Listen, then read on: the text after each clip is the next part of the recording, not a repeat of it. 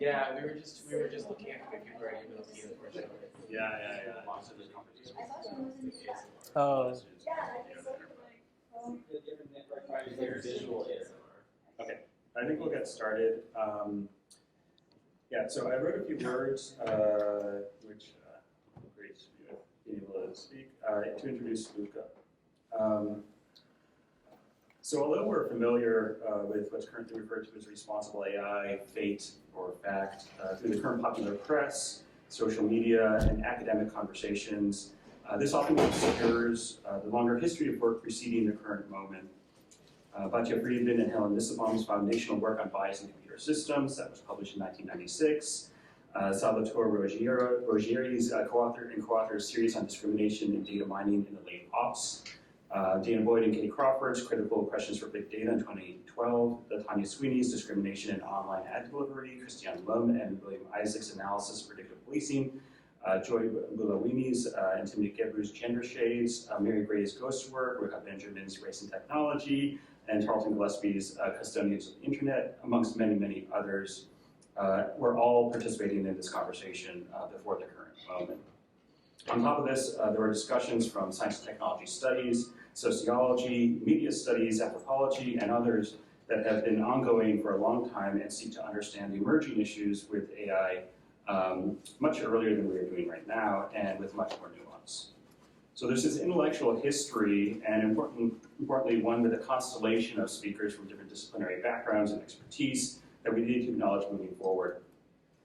But there's a second obscuring that we don't talk about so much as researchers, especially as researchers in academia. And this is the observation, this is an observation made to me by my colleague, sociologist Renee Shelby. When we talk about the work of responsible AI, algorithmic research is only one aspect. Okay, making a system more fair, less toxic, or more just can require innovation in measurement or algorithms.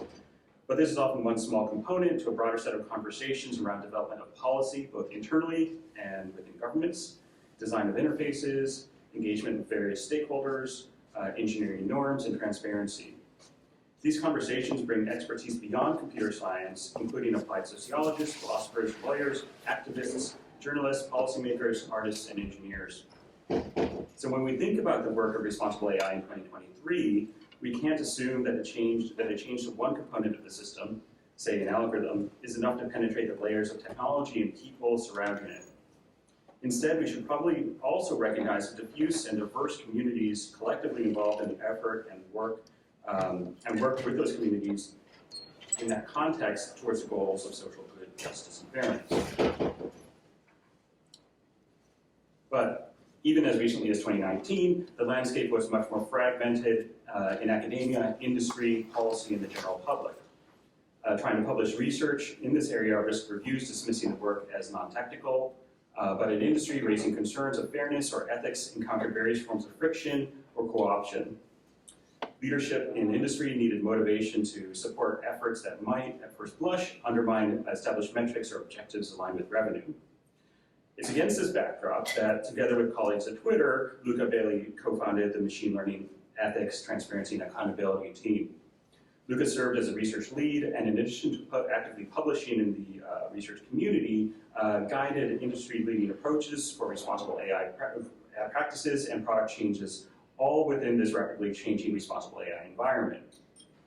This alone is worthy of applause from the audience, but echoing my earlier comments about the multidimensionality of responsible AI work, since leaving Twitter, Luca's work has moved closer to the policy conversations, serving as a visiting NIST AI Fellow and a UC Berkeley Tech Policy Fellow. At NIST, he's co-leading the Red Team effort on generative AI, on the Generative AI Public Working Group, and thinking about the socio-technical evaluations for recommender systems. This work is important work for us as researchers, engineers, and scientists to contribute to in partnership with our peers in government.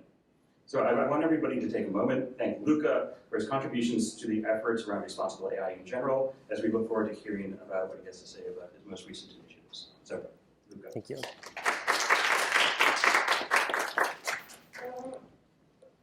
Thank you for the kind introduction. Thank you for having me with you today. Just give me 1 second to reboot my presentation here, and we'll get started.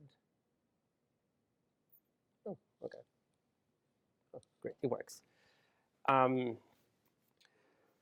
Yeah, so again, no need to repeat this, but again, thanks for the very kind words. Just maybe like a little recap. I have worked for 5.5 years at Twitter, where I had the honor and pleasure to co-found the machine learning ethics team there. And sort of, I've been there for 5.5 years until last November, that for no reason in particular will be represented by this GIF. And after that, I sort of did a pivot, and I moved from the private sector, specifically Twitter, to NIST, which is the National Institute for Standards and Technology within the Department of Commerce. And NIST has sort of like a responsible AI team, but NIST does really a lot of cool stuff. Just FYI, there is a nuclear reactor at NIST campus in Maryland that it's for research. And even cooler than that, there's a fire lab at NIST where people's job is literally to put stuff on fire all day long and see how it breaks down.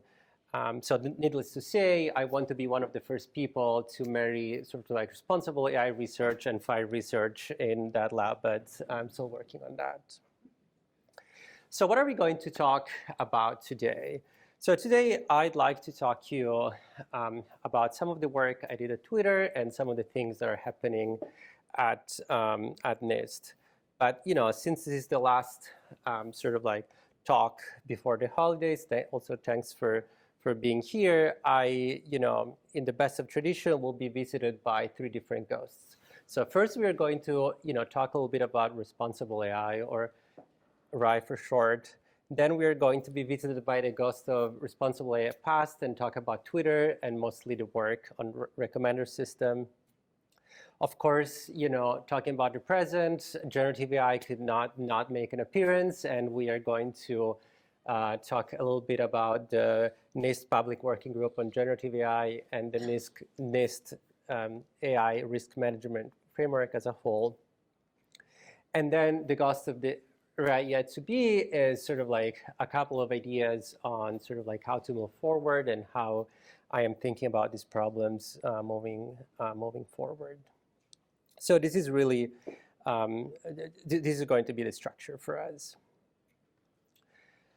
So, oftentimes people wonder, what is responsible AI? What are we really talking about? And probably, I do not have to convince anyone here, but, it is a problem that if there's one thing you remember at the end of this talk, is that this is not sort of like a technical problem.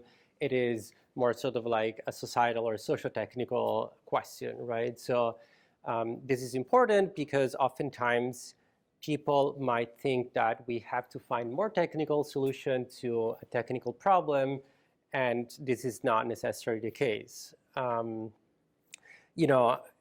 It feels that when computer science discovered this field a few years back, there's been an explosion not only of paper, of work, which is amazing, but also an explosion of different sort of like metrics, and everyone at some point it seems we're trying to balance whatever metrics, and if you feel you've balanced your metrics, then your model is fair or ethical or whatever. But as we said, these are socio-technical systems, and they should be evaluated a little bit more holistically and in the deployment context. Just give you a quick example. If we think about face recognition technology, there is not only the question of bias in the technology itself, meaning is this algorithm capable of recognizing different maybe skin tones or gender with an equal accuracy, for example. But then there is also a question of how is the system being used when it's deployed? And so then you might realize that these systems are maybe mostly deployed by police to arrest people of color. So that is something that we should be aware, just to say that when you create a system, it's not just the metric that you might think of, or the fairness metric that exists in abstract, but it's also important to consider how things are then used in reality. And this is also what it makes hard of a problem, right? Because it is very easy to say like, well, here's my 2 metrics or 20 or whatever you want, and then I can adjust my model to produce some sort of maybe equality of measure. But can we do this analysis? Can we imagine or can we understand how the system will be deployed?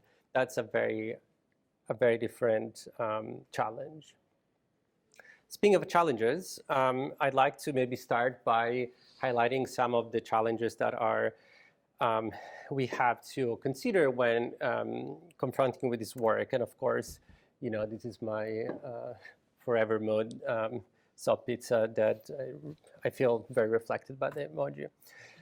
So the first thing is context, which I was just sort of like the face recognition example I was giving is maybe it's a good example of that, right? So it's not just the technology by itself, but it's also how is the technology used in context.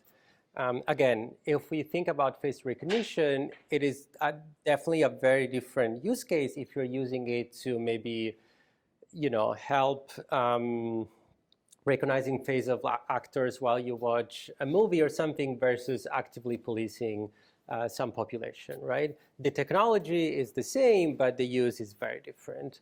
And so how do we embed these concerns in our analysis? And of course, this is very important also about when we think about generative AI and large language models. Why? Well, because a lot of these models are sort of like marketed as being foundational model or multi-purpose models.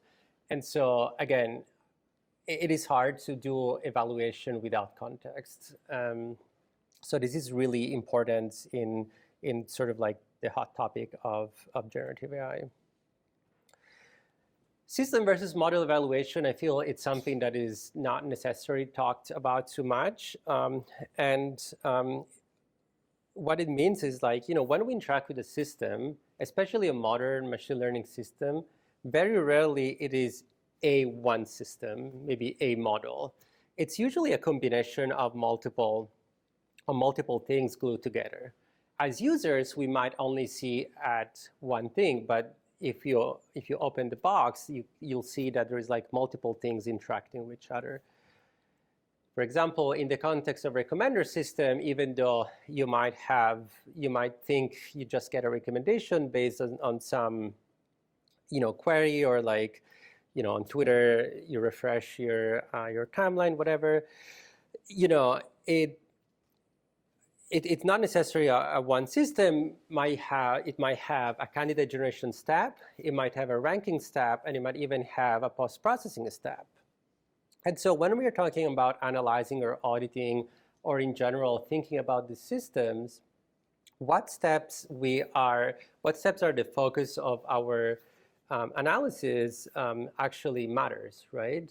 And of course, we'll see an example later. If one model is perfect, whatever your definition of perfect might be, if it's then chained to other things that are problematic for whatever reason, does it really matter that one part was perfect? At the end of the day, what the user is experiencing is sort of like the combination of these multiple steps. And maybe I will also mention that a lot of these parts are updated quite frequently in industry, even if we don't realize it. For example, I'm pretty sure, I have no inside knowledge here, but I'm pretty sure that the ChatGPT we use today is very different from the ChatGPT we have used maybe even a month ago, because a lot of these parts might be, maybe the actual LLM is not being updated because it's very costly and very long process, but the pre and post processing might be updated multiple times, and we don't know that, right? So when performing this kind of analysis, it is very important to think about that. And I will say, oftentimes, even when you're inside the organization and you're inside knowledge, you can literally talk with the people, deploy the system. It's very non-trivial to understand which part are updated when, what is the schedule, how these parts interact. Like AI governance is a non-trivial thing yet.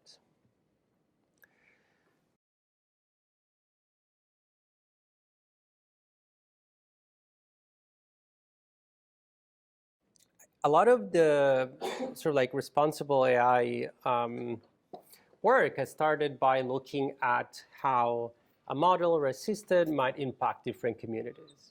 So what people did was like, okay, here's my population. I have demographic data on this population. I'm going to look at the output based on this demographic data and see if this is substantially different. And if it is, this is a problem.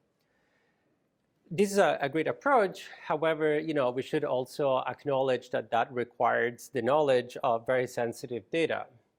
Specifically in this case, we are thinking about demographic data on users. And what is the best, once you collect a piece of data, how are you able to guarantee the lack of misuse of that piece of data going forward? And I mean, the reality is not, you cannot, right? So obviously, the best way to guarantee, to make sure there's no misuse of any data is not to collect that. However, again, if you're interested in doing this sort of kind of analysis, how is that possible? So I want to acknowledge that. And I also want to acknowledge that a lot of the research has been very sort of like US and Western focused. A lot of the definition, for example, of what protected categories are based on what the US defines as protected categories. For example, the definition of race that is a social construct and not a real sort of like natural definition is in most cases taken from the US definition that I think derives from the US Census one. So just to say, there's not only the sort of like problem of how do you treat this data, but even sort of like a value construct of the categories themselves. And then there is so I maybe mentioned a little bit earlier about, metrics. What does it mean for a system to be fair? What does it mean for a system, responsible use of technology or AI specifically? How do we measure that? And, there is no consensus, meaning that there is a lot of metrics, and each metrics has a different value system embedded in that. And so this goes back to what we were saying earlier. This is like a socio-technical issue. It's not just a technical problem. And so you can use whatever metric makes sense for your use case, your specific context. However, we have to acknowledge and be aware that each of these metrics has actually some values or some politics, even if you want, embedded with that. And oftentimes people might forget that step and think that these metrics are sort of a perfect and neutral, and they might describe the word in again in a neutral way. So.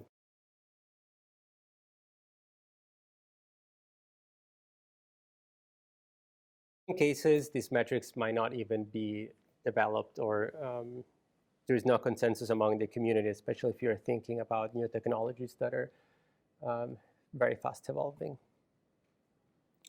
And then I would argue that, historically the field has been more focused on classification problems. So again, coming from my background more in recommender system, I think there's been a lot of work on, again, people looking at maybe a classification system and how this would impact different groups, different community, and trying to harmonize these results. While recommender systems are a little bit more different, and we'll talk about that in a moment. So this is sort of like the background and the challenges that we confront ourselves when doing this work. And so maybe to go a little bit in the past and to talk a little bit of some of the work that my team and myself were able to do while at Twitter. And I'm very grateful that we were able to publish this kind of work at the time. It feels now there is less openness in for this kind of work. So I'm very happy we can talk about this. So the first one, work I want to talk about is about the image cropping algorithm. So as you might recall, in 2020, a tweet went viral with someone trying to audit the system. So for context, what the system does was, if you wanted to publish a photo that was too big to be visualized in the screen size, there was an algorithm, a saliency algorithm that would pick whatever area of the photo was deemed to be more salient and so more interesting for people to see. And of course, people start asking, rightfully so, questions such as, is this algorithm preferring lighter skin to darker skin, or female versus male presenting people? And that sort of started an internal investigation, but I am very happy to say that at the time, the result of the investigation was, it doesn't really matter what the bias, if any, is in this model, because what the problem here is that this saliency algorithm is taking agency out of the users. It should not be a system, an automated system, that is deciding what part of your picture gets displayed to others. You should be able to pick what part of your picture you want to show to others. And so the result of this investigation was a paper with all the sort of like details about bias, but also it was actually taking away the algorithm itself. So after that, you were able to crop your own picture by yourself without having sort of like this middle algorithm doing that for you. And so this goes back to what I was saying earlier, that context matters, and like not everything needs to be automated. Sometimes the right thing to do is, again, is not to find a solution, an extra layer, maybe balance the algorithm, but it's just to say like, oh, wait, taking a step back, this should not be here in the first place. So the solution here is to remove the piece of technology. So I thought it was a very bold and brave sort of like answer by the company at the time, especially in a time where, it seems every company has to say machine learning or deep learning for every press release, or they are not like cool enough, right? So even going in the opposite direction, so like, no, actually we are taking this out to give back user agency. I thought it was a very important lesson. Another work I'd like to talk about is the political amplification on content of politics. And in this case, we actually analyzed sort of like the tweets created by legislators. And we were interested in knowing if the political right or the political left were more amplified on Twitter. Despite what you might hear, our research showed that at the time, in 6 out of 7 countries, the political right was more amplified than the political left in the countries studied. Why I'm mentioning that? Well, we have talked about data privacy. This is the result, but we have talked about data privacy. But in some cases, the category of interest don't really require disclosing extra data, because in this case, we were only interested in knowing the political affiliation of legislators. And this is something that, legislators share. Like we know, if you go to whatever institutional website, you are able to know which party each legislator sort of like identifies with. So there's like some sort of like self-disclose characteristic that do not pose any extra privacy issue.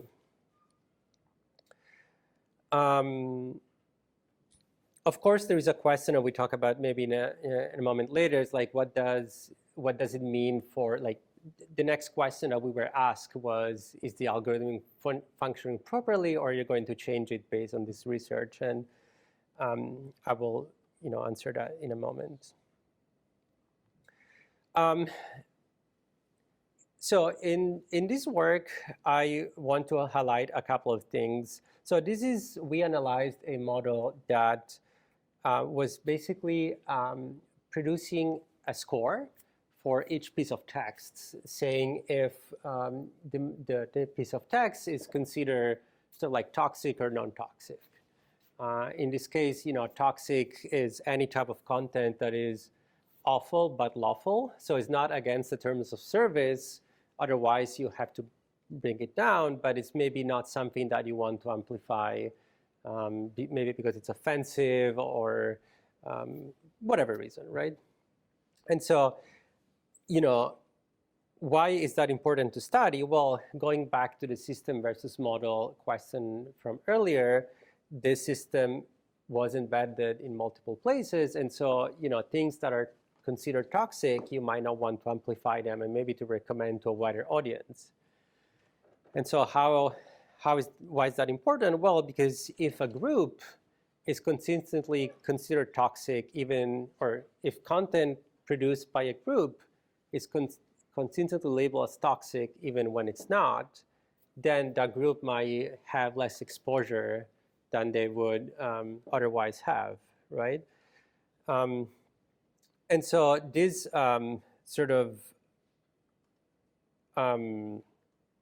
was important to make sure that the downstream application would not promote less some communities because of these concerns.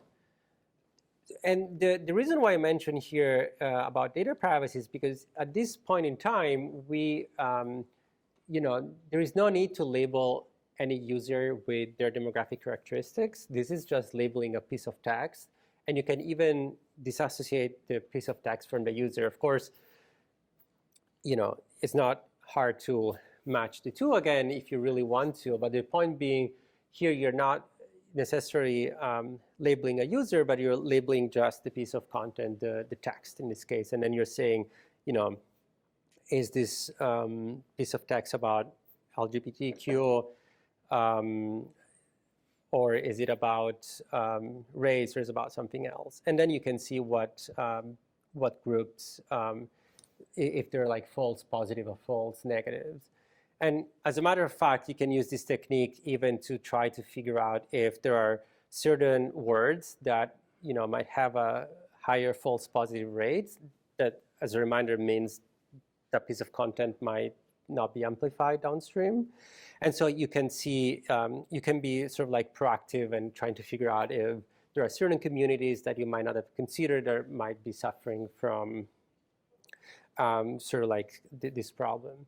And just to go back to what I said earlier for 1 second, it's like when we are considering a lot of these communities and what we focus our analysis on, they're, again, very US focused and US based. And even within the US, there is no way that a single team, as diverse and as big it might be, could sort of like encompass all the different communities that might be mistreated. So I thought that was a neat way to sort of like trying to find other ways without having, someone to come to us and be like, hey, I'm in this part of this community and I think, my content is not shown to others. Okay, let's talk about recommender system and why is that different from sort of like classification problem in the context of responsible AI, of course. Well, so there is this concept of like lack of ground truth. Like if you have, let's assume you want to do a cat versus dog classifier. At some point you ask someone to, sort of label these photos, and there is probably agreement among people what either should be.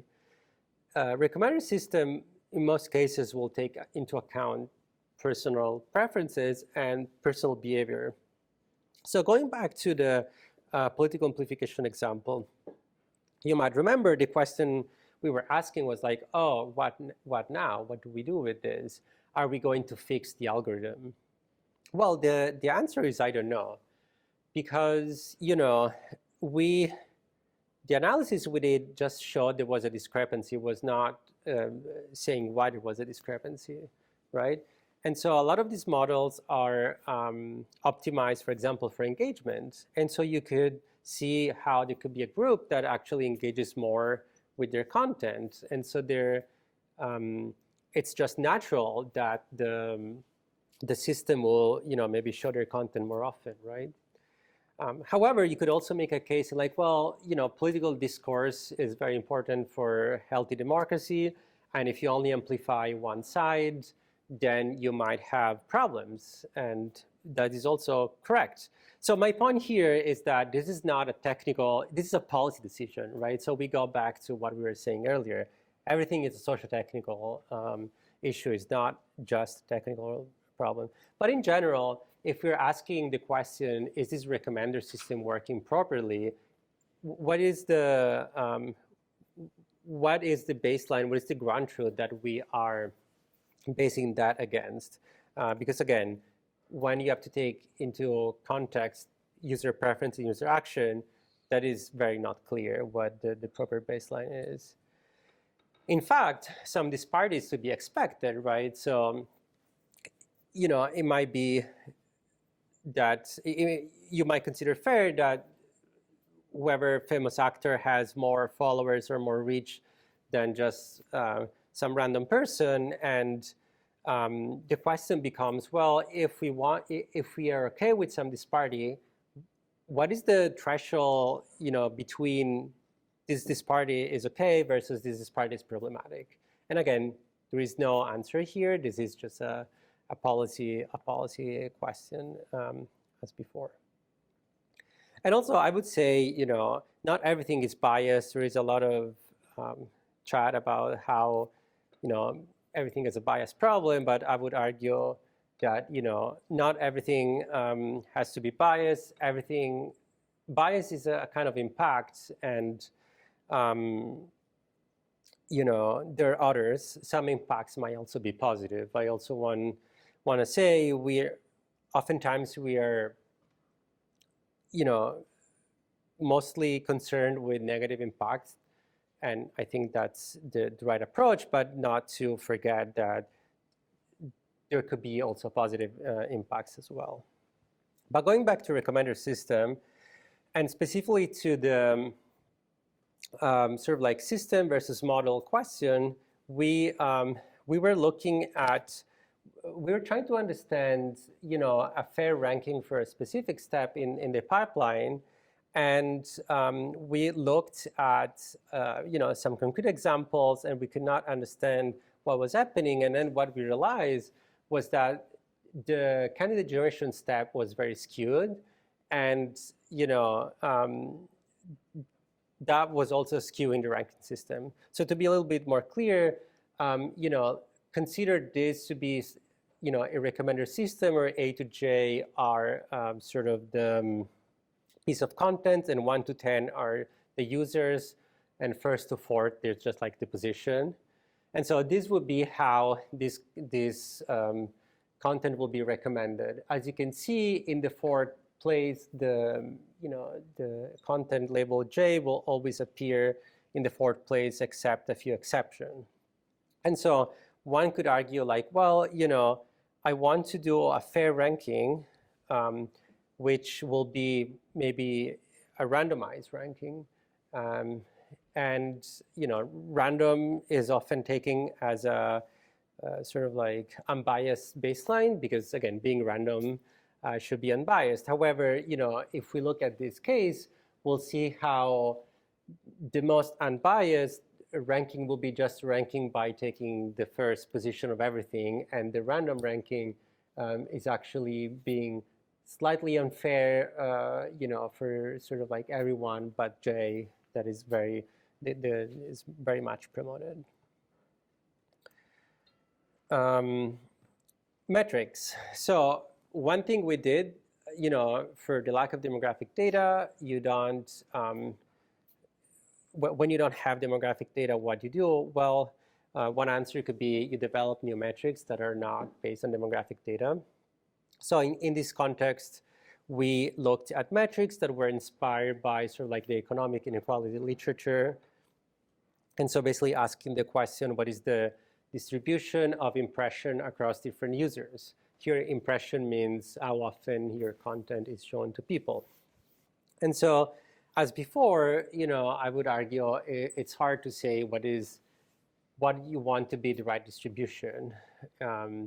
However, I could argue that the two extremes are both terrible, right? We probably don't want just a single person to get all the impression, meaning you only get one recommendation, like all the recommendation you get are from a single person, versus the opposite, which is no matter the quality of the content, you would get a uniform distribution, therefore like a quasi-random distribution.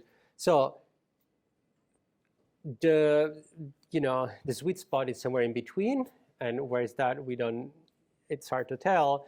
But this is actually an interesting way. If you're able to measure this metric over time, you're able to understand where and how your recommender system is sort of like moving or distributing impressions over time. Similar to this, for background, RecSys is a big recommender system conference, and every year they do a challenge.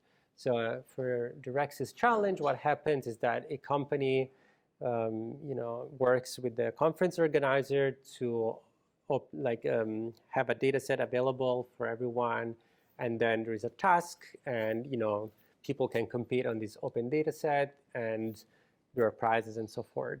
So we paired with RecSys twice, but this last time, which was in 2021, if I remember correctly, that is when we actually embedded sort of like fairness concern in the conference for the first time. And there was a challenge, as I said before, what we have done is we open source like a data set with almost 1 billion data point, which at the time, and probably still is, the biggest sort of like data set released by Twitter for modulo the one for election interference that were released on a different, for different reason. But so in this context, we how can we embed sort of like fairness or concerns when we lack demographic data? And even if you had the demographic data, you don't want to release that to the public. Again, this is a public data set that got released, right? And so what we did was, usually what we do is we look at our user, we do an algorithm, and we have a result. And so this result is sort of like an aggregate amongst all the users. But what we did was to divide the users in groups, in this case 4 different groups. And the groups were not based on, again, their demographic characteristic, but they were based on their popularity on Twitter. And the popularity on Twitter was, in this case, measured by the number of followers they have. And so here, what we are saying is in quantile one as the top, 25%, the top 25% most popular users, and so forth, right? And the goal here is to say, well, your algorithm should work equally well for each of these groups, because then we are going to combine the results of each group separately and aggregate that. And so in this case, our subgroup of interest is not based on demographic, but based on their popularity. And so the idea would be, we want this recommender algorithm to work well, not just for the pro user, the power user, but for everyone as well. The interesting part here was that the most popular user also had produced the most content. And so even though the number of users in each of these buckets is the same by definition of quantile, the data sets that correspond to that was not equal, right? So you had more data for the first quantile, less for the second quantile, and so forth, which is also something you see in production, right? Like popular users tend to produce more content because they're probably more validated by their followers engaging with it. And finally, I want to share this work that I was very happy I was able to publish just a week before the end of my employment there, where we, so we wanted to answer the question if, so like a racial audit of the home timeline, and we want to answer the question if there is a correlation between sort of like the race of someone posting on Twitter and the exposure that it will get. As I mentioned earlier, the lack of demographic data made this question impossible to answer. So, maybe if you want to do this kind of analysis in an ideal world, you will have sort of like the mapping between a user and their race. And of course, here ideal is in quotes because, as we discussed before, this is sort of like a surveillance hellscape, right? So in general, we probably don't want that even for research reason, but also in practice, we do not have that either. And so how do we do that in sort of like at scale? Because of course you could argue like, well, there are some popular users that we all know their gender or whatever their demographic characteristics because they have self-disclosed in some context, which is like that's true. However, you want to be able to do an analysis for all the users, not just the famous people who are definitely not a representative sample, and their experience on the platform is definitely not shared by the vast majority.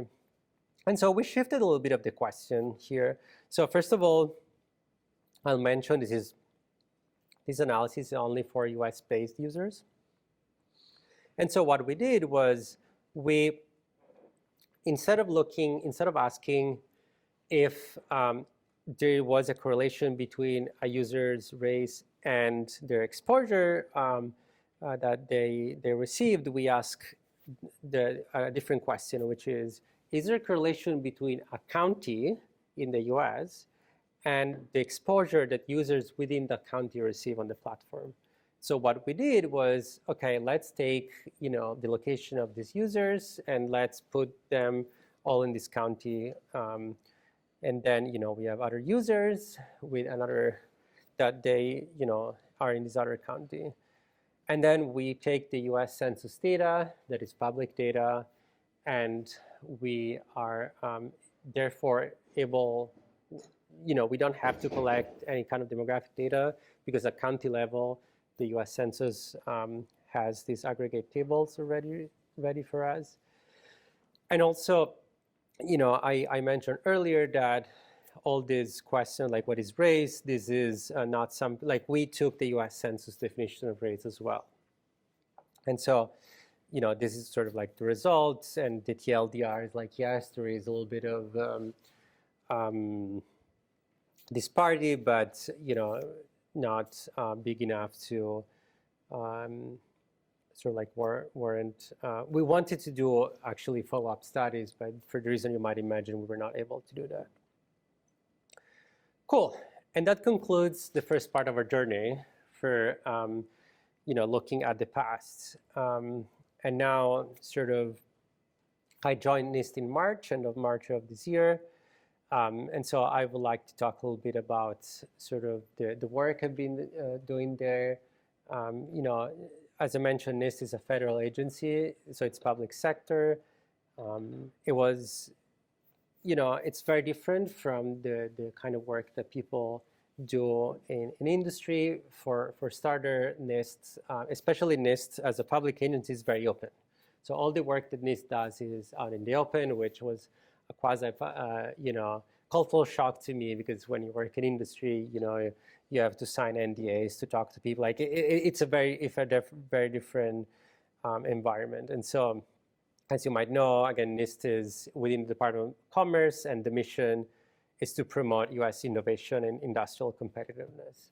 And so Congress tasked NIST to develop a risk management framework, which was released in February of this year. And the reason why that was created is because in the past few years, there's been definitely a lot of interest from multiple fronts on risks from AI. However, it's very hard, as you might know, to operationalize all these risks. Like we are all aware, we might be aware of all these principles and like, but at the end of the day, how do you put them in practice? So I think here even the Berman-Klein Center mapped 36 sets of principles, which is a lot if you think about that. So again, imagine you are someone working in a company who is tasked to like, hey, can you make sure that we are sort of like operating in a responsible way? Like, where do you even start, right? There's like sort of like the paradox of choice in some sense here. And so the risk management framework, it's sort of what was created as a response to that. It's a voluntary framework, so companies can, or any kind of organization really, is not just companies, can decide to adopt it if they want and how much of it they want to adopt. It's law and regulation agnostic, technology agnostic, so it is not bound to sort of like a specific regulatory or law sort of like environment. So this is sort of like some of the examples of the different categories, and I'm going to like talk a little bit more in a moment or about the different parts, but you know, it's highly detailed to give concrete and actionable recommendation for organization. At the same time, again, this is a framework, so it has to be flexible and be able to be adapted to different organization, different risk tolerance, different applications, context, as we said earlier. Of course, it's, wants to be systematic and like acknowledge that there are different AI actors across different parts of the machine learning lifecycle, including, of course, end users that might end up using the system. Very important to be sort of like acknowledge and be a human right preserving approach. And so, protection of individuals is paramount. How we are able to measure risk, and as mentioned, how do we account for socio-technical context? So again, I've seen this for a few times now, but this is not necessarily an engineering problem, but this is we have to take into account how users and people are sort of use the system together. In fact, I like this picture because it puts like people on the planet in the center, and just to like sort of like acknowledge that really, that is where the most important part is. And even risk management, it's a culture of risk management. That is what you want to. This is what I want to communicate. It's not, you have to sort of like convince people, you have to work with people about changing their mindset about risk. So this is what risk management is all about. One thing that I find interesting in how this has been developed, and I was saying, it's very different from how industry works. So in January 2021, there was this mandate from Congress to develop this risk management framework. And so for the next 18 months, NIST worked with, industry, public sector, everyone really who wanted to offer comments or offer any kind of feedback through workshops, drafts that were put out for public comment. People submitted comment, and then things were, incorporated in future drafts. And all of that is public. If you go on this website, you can literally see all the comments that have been submitted in previous drafts. So just to say that this was a huge amount of work done by NIST and collaboration with 240 organizations in 18 months, which I hope you can appreciate how hard it is to to work with that many organizations and that much comment that will come through the fire hose. But as I said, this is very, very exciting and very different because the cool thing is that you don't have necessarily to have a solution. You can just ask the question and people are more, very glad to provide their own thoughts. Again, compare this to any development that's done in industry where everything is secret until it's launched or it's leaked to the public.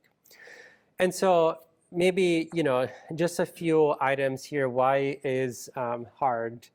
What are some of the challenges? Well, I mean, in general, measuring risk is hard. And we are, as I mentioned earlier, it's easier to measure risk maybe in a lab or sort of in a theoretical setting rather than how certain things might unfold in the real world. Sometimes we don't know which risk we want to assess, how to quantify them, and so forth. Of course, the one way that the risk management framework helps with that is by promoting a lot of test evaluation, validation, and verification, TEV for short, at each stage to make sure that sort of like this measurement will help quantify the risk. And of course, risk tolerance varies from different organization and different use case. As you might imagine, if you're doing maybe like a medical application, your risk tolerance is probably very different if you're doing, I don't know, an app for fun with your friends. And so this is also important to like take into account where you're developing a framework of that nature. Prioritizing risk is also another important topic, and what it means is like, the goal of managing risk is not to eliminate risk, which is probably impossible. It's definitely impossible. It's more to understand and which risk we want to prioritize, which risk we want to start with. And finally, once we,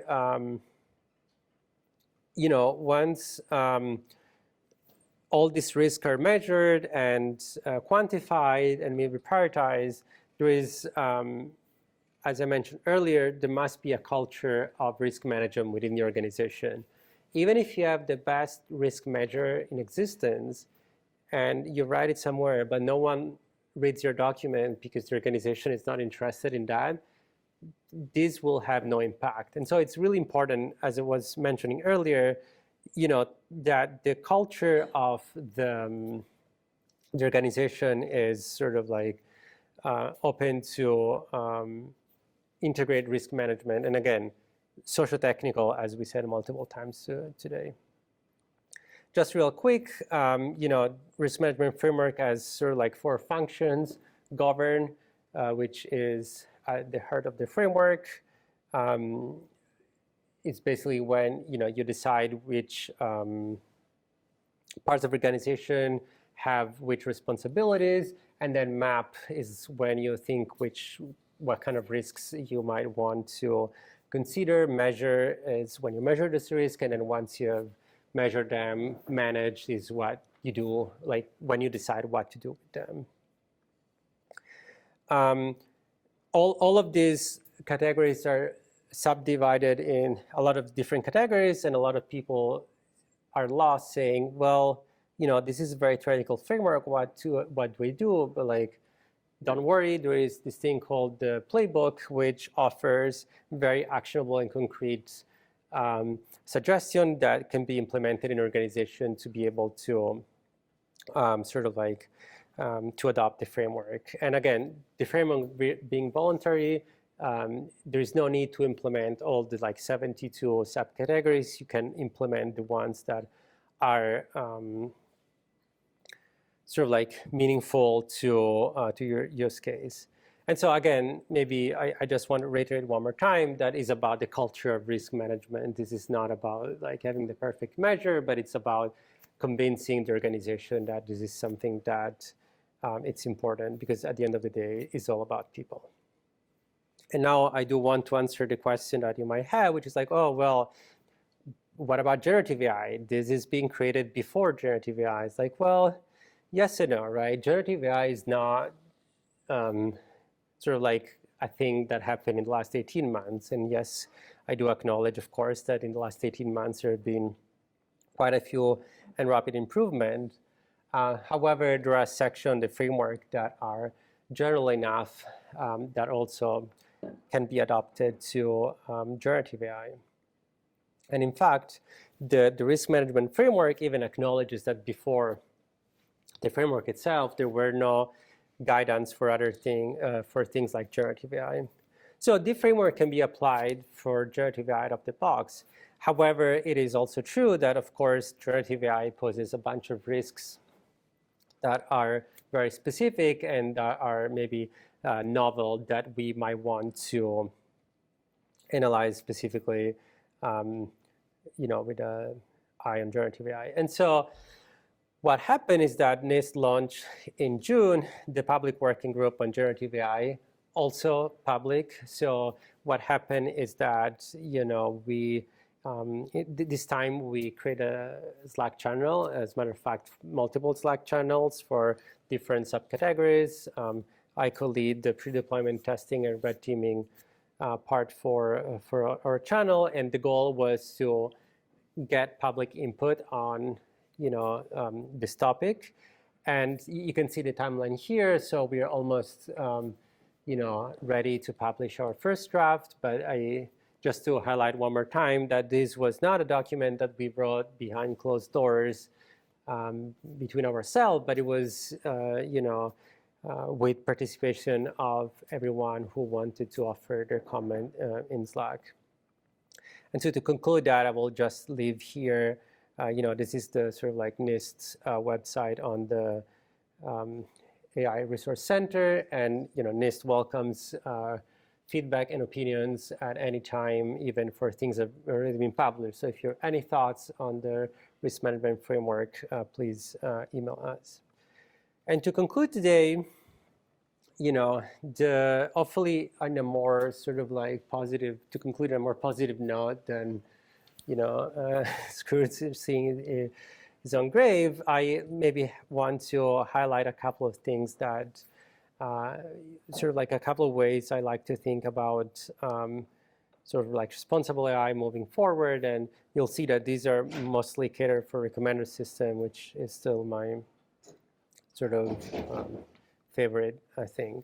So the first one is about impact funnel. So I did talk earlier about impact being a more general category than bias and how we should maybe consider that. And so let's consider maybe what happens in a recommender system in general. That could be, from social media timelines to movie recommendation to whatever. So in general, there are like multiple steps as we described, right?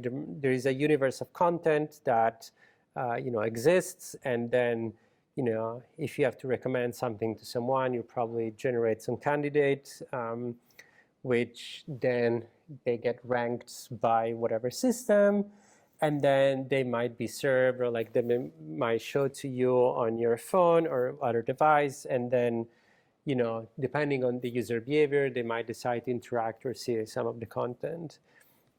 And so using this funnel, like a useful way for me to think about that is to like try to understand, so like who is left behind at each step, and how the fairness or how our responsible our metrics, our concerns, percolate from one stage to the other. And the other thing is this idea for nutritional labels for RecSys, which is based on this essay that we published a few months back at the Knight Foundation Symposium on Algorithmic Amplification. And the idea it's really to have sort of standardized metrics for recommender system that can understand and assess impact that is not just discrimination, which was the focus of sort of like all this like first wave of different metrics that's been produced in the past few years. But more importantly, we advocate for these metrics to be communally developed and not in participation with impacted community and civil society. My co-author, she's a human rights lawyer, so that's where a lot of, that's why it's such an important area. And, there is also, at least in Europe, there is this new law that's sort of like started being enacted a few months back, the Digital Service Act, that actually demands more transparency from recommender system. So we think that might sort of like help fulfilling these requirements. And with that, I am happy to take any questions you might have.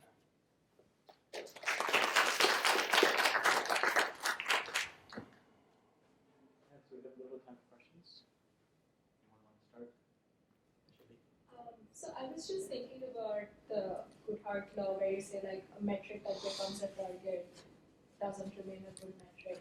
And I was wondering how you think about that when it comes to frameworks. Like how do you prevent frameworks like these from just becoming a checklist of things that, let's say, an engineer or a company tries to adhere to but doesn't really think about it. A lot of times, even though they are flexible, there's very limited updates that get made, like for practical purposes, right? And so, yeah, how do you think about that sort of stagnation almost and checklisting behavior of people when you make these things? Yeah, so the question is about how to prevent these frameworks from becoming just checklists that people will just not pay attention, I guess. This is a great question, and I would say maybe it gets back to the culture of the organization. I don't think there is a way that you could prevent that from happening, really. It depends on the culture and how, the organization decides to manage these kind of things. I mean, obviously, NIST is a non-regulatory agency. However, if there is also a regulation on something, that could be a way of audit these things. So it's an imperfect way, but if there is a legal obligation to do certain things and the framework and the people, did not follow the proper steps or whatever, that might come out in an audit. But again, in the case of the risk management framework, there is no legal obligation. I think maybe with the executive order, the other federal agencies are compelled to use it internally, but I have to double check that.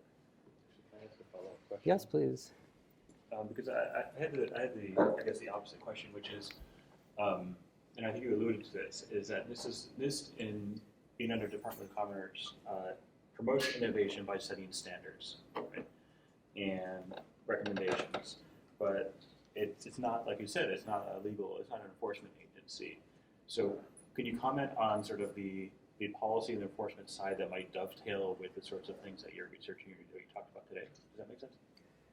Yeah, so if I understand correctly, so I mean, again, NIST does not have the power to enforce anything. However, once NIST puts out sort of like the maybe best practices or what's the word, like the scientific basis of everything of a certain topic, other entities might decide to use that as a base of future regulation. But sort of like this is outside of like NIST's control and purview.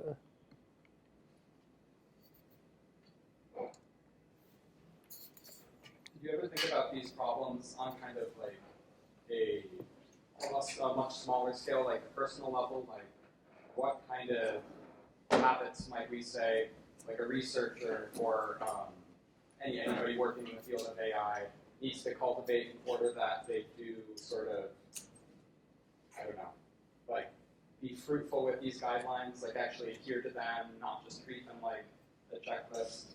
Do you see anything on a personal level that people focus on or don't focus on that helps or hinders these things?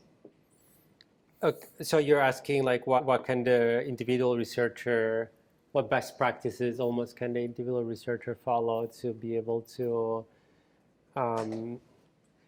not just have this sort of like checklist, anonymous checklist. Well, that's a good question. I mean, I'm not sure if I ever actually read anything that it was directed specifically at a researcher. It's also true that, you know, oftentimes maybe people might work in an organization that have different priorities that maybe the immediate person or group. So I just want to acknowledge that sometimes there is this, even if the researcher, maybe again, the immediate research group has the best of intention, then you have to confront with maybe the business model of your organization or maybe something else. So maybe the question is more like, how do you change the incentive structure in your organization so that the organization itself, you know, might be more fruitful in that, which, you know, it's a very big topic, but yeah, I think, and sorry maybe to go back to the same answer, but I think it's about sort of like the culture of the organization, like how much they're interested in, you know, managing risk or like considering this kind of risk versus just doing like a little checklist. This sort of quick kind of meta question. Given that you have community engagement on these things, do you have a sense for the distribution of what parts of the community are engaging? So like, I think that there's a bias obviously in the sense that I'm hanging out in LTI, but like, you know, I feel like I hear a lot about sort of language model stuff. There's some stuff in the visual community on like detector kind of stuff, which also kind of goes to the Twitter example. But I'm not sure, for example, like how much are like other parts of sort of, I don't know, the software engineering people or the robotics people or whatever else, like all part of these conversations as well. And like what does that distribution of stakeholders actually look like, or involved recommenders look like? Yeah, so the question about distribution of stakeholders in these public processes, that's a great question. I'm actually not sure. I would have to go back and check. I would say, you know, with NIST, we are very fortunate that the agency is very known and very well respected. So every time sort of like NIST puts out something for comment or like a public working group, many people respond. Of course, you know, there's legitimate questions like, oh, do we have enough representatives for like civil society, for example, versus like, you know, a software developer or whatever. But that, unfortunately, I do not know. But. Any other questions? All right, let's thank Luca one last time.